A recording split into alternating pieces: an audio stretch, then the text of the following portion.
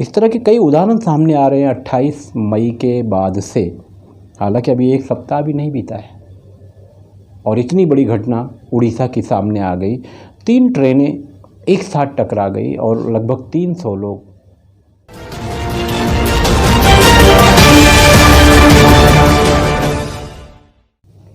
नमस्कार, आदाब। आइए बात करते हैं कुछ घटनाओं की।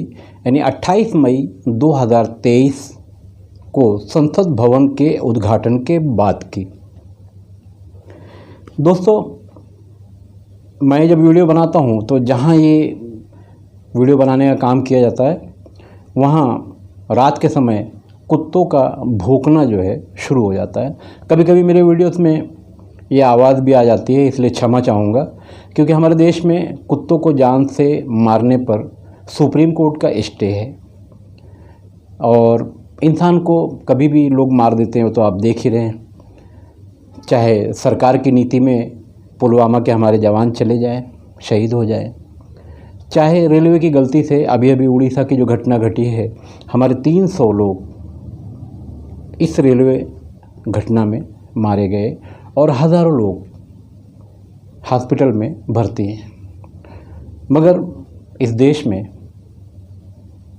एक तरफ हमारा सपना है विश्व गुरु बनने का और दूसरी तरफ देश के सामने जो समस्याएं हैं आज छोटी सी, हालांकि घटना बड़ी है मगर उस पर बात करेंगे।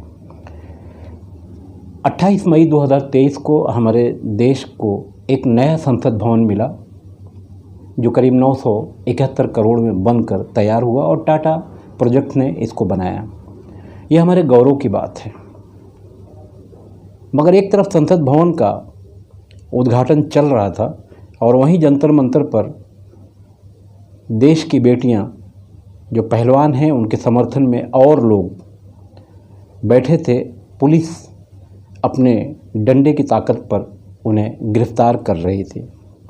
गिरफ्तार करके पुलिस स्टेशन भी ले गई। कुछ लोगों पर एफआईआर भी हो गई और कुछ लोगों को जांच के बाद छोड़ भी दिया गया। इसमें बड़ी बात ये थी कि जिसके लिए धरना चल रहा है उनका नाम बृजभूषण सांसद हैं और सीधी सी बात है भारतीय जनता पार्टी के सांसद हैं और संसद भवन के उद्घाटन समारोह में वो मौजूद हैं। इस तरह की वीडियो संसद भवन से ही आई। इन्हीं महोदय की गिरफ्तारी के लिए जब यहीं खिलाड़ी की बात कर लेते हैं। खिलाड़ी अपने देश का सम्मान बढ़ाने के लिए, अपने देश का गौरव बढ़ाने के लिए वर्ल्ड लेवल पर जब खेलता है तब वो मेडल लाता है। मेडल, इस तरह के प्रोग्राम मेरे पास भी होते रहते हैं और मैं भी स्कूल के बच्चों को मेडल देता हूँ। ये छोटा सा काम करता हूँ। तो जब ये मेडल लेकर भारत आते हैं तो उनका एयरपोर्ट पर कितना सम्मान होता है। सरकार उनके लिए ऐलान करती है, उनके लिए नौकरी का ऐलान, बहुत कुछ दिल खोल कर दे दिया जाता है। मगर जब सच्चाई सामने आती है, जैसे बृजभूषण की आई, पहलवानों ने आरोप लगाया बृजभूषण पर, तब सरकार के हाथ पांव तो फूल जाने चाहिए थे, मगर ऐसा कुछ भी नहीं हुआ। देश की बेटियां जो पहलवान के रूप में देश के सामने और पूरी दुनिया के सामने, पूरी दुनिया देखकर हमको हंस रही होगी। आगे भी कुछ इस तरह की बातें हैं कि जो लोग देश को सम्मान दिलाने के लिए मेडल लाते हैं वो आज जंतर मंतर पर धरने पर बैठे हुए। हालांकि अब धरना ख़त्म हो गया, पुलिस ने अपने डंडे की ताकत पर सबको उठा लिया। जब खिलाड़ियों को ऐसा लगा कि हमें न्याय नहीं मिलेगा तो सुप्रीम कोर्ट पहुंच गए। सुप्रीम कोर्ट ने आदेश दिया बृजभूषण के ऊपर कार्रवाई की जाए, एफआईआर दर्ज करके। एफआईआर भी हुई मगर कोई कार्रवाई नहीं और इसी को लेकर जो खिलाड़ी हैं वो चल रहे थे। मगर ऐसा आरोप लगाया गया कि खिलाड़ी संसद भवन में न घुस जाएं, इसलिए उनको वहाँ से उठाना ज़रूरी है। बेटियों का अपमान, राष्ट्रपति को संसद भवन के उद्घाटन में नहीं बुलाया गया, ये भी देश की बेटी हैं, उनका अपमान। किसी ने क्या खूब कहा है कि किसी कमज़ोर की हाय लेना अच्छी बात नहीं है, क्योंकि कमज़ोर की हाय सीधे उससे टकराती है, आप जिसे खुदा या भगवान कहते हैं। 28 मई 2023 के बाद के घटनाक्रमों की अगर बात करें तो उसी दिन मध्य प्रदेश के महाकाल मंदिर की कितनी बड़ी घटना है। 6 मूर्तियां तूफान आने के बाद गिर गई, कुछ मूर्तियां खंडित भी हो गई। पता चला कि इसका काम करने वाली जो कंपनी थी वो गुजरात की थी, और 2020 में जो टीम हार गई वो भी गुजरात की थी। इस तरह के कई उदाहरण सामने आ रहे हैं 28 मई के बाद से। हालांकि अभी एक सप्ताह भी नहीं बीता है और इतनी बड़ी घटना उड़ीसा की सामने आ गई। 3 ट्रेनें एक साथ टकरा गई और लगभग 300 लोग मारे गए। पुलवामा की बात करें, हमारे जवान शहीद हो गए। आखिर ये जो हो रहा है इसकी जिम्मेदारी कौन लेगा? रेलवे मंत्री, जिन्हें तो अच्छे अच्छे लोग उनका नाम ही नहीं जानते,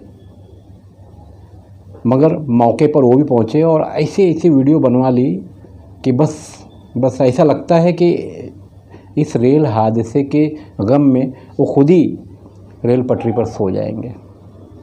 मगर कहीं ना कहीं इसकी जिम्मेदारियां तो लेनी पड़ेगी। इतनी बड़ी घटना हुई, चाहे संसद भवन के उद्घाटन के समय बेटियों के साथ अन्याय, मध्य प्रदेश महाकाल मंदिर की घटना, फिर टीम का हार जाना, उड़ीसा की घटना, आखिर इसकी जिम्मेदारी कौन लेगा? वंदे भारत के नाम पे ट्रेनों के जो उद्घाटन किए जाए, हमारे रेलवे मंत्री ने बड़े बड़े वादे किए थे कि ये देखिए 2 ट्रेन आ रही है, अगर कभी ऐसा हो गया तो दोनों ट्रेनों को एक सिंगल मिलेगा और दोनों ट्रेनें टकराने से पहले रुक जाएंगी। तो ये तीनों ट्रेनें एक साथ टकरा गई तो रुकी क्यों नहीं? टकराने से पहले रुकना चाहिए था। तो ये सिर्फ वादे दावे पर सरकार चल रही है।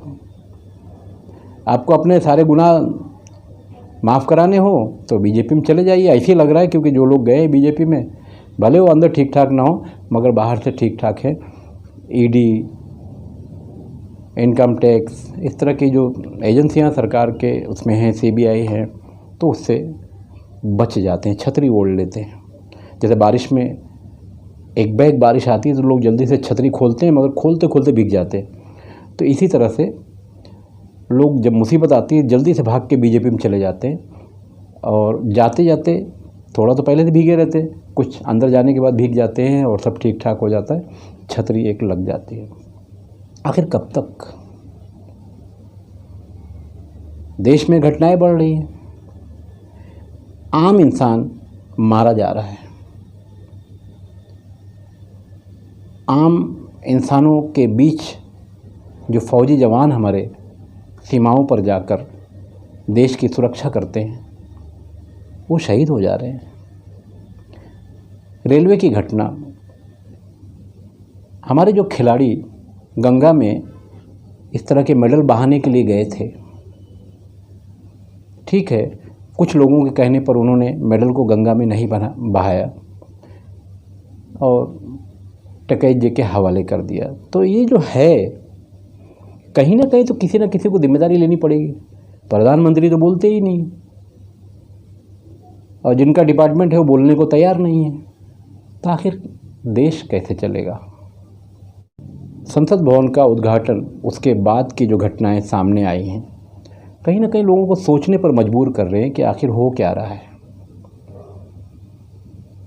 अगर हमारे पुराने नेता होते, जिन्हें कहीं कहीं लोग कुछ का कुछ ही कहते रहते हैं, वो लोग होते तो शर्म से अपनी कुर्सियां छोड़ देते। हालांकि लोगों ने छोड़ा, एक नाम है लाल बहादुर शास्त्री जी का ही नाम ले लीजिए, रेलवे मंत्री थे, घटना घटी, उन्होंने नैतिकता के आवाज़ पर अपना पद छोड़ दिया। क्या अब लाल बहादुर शास्त्री जैसे नेता इस देश को मिल सकेंगे, जो अपनी जिम्मेदारियों को मानते हुए अगर कोई घटना घटती है तो अपनी इस कुर्सी को छोड़ दें? शायद नहीं। तो क्या विश्व गुरु बनने के लिए, हिंदू राष्ट्र बनाने के लिए इसी तरह से रास्तों पर चलकर हिंदू राष्ट्र बनेगा, या हम विश्वगुरु बनेंगे? सवाल है आपके सामने। वीडियो कैसी लगी कमेंट करके ज़रूर बताइएगा। और अगर आप मेरे चैनल पर नए हैं तो यूट्यूब पर जाकर भारत शक्ति समाचार सब्सक्राइब कर लें। हम कुछ सामाजिक कार्य भी करते हैं, जैसे वृद्धाश्रम, इस तरह के काम करते हैं। अगर आपको ऐसा लगता है कि ये काम अच्छा है तो आगे हमारा बारकोड भी है, आप हमारा सहयोग भी कर सकते हैं। मैं खान फ़खर आलम।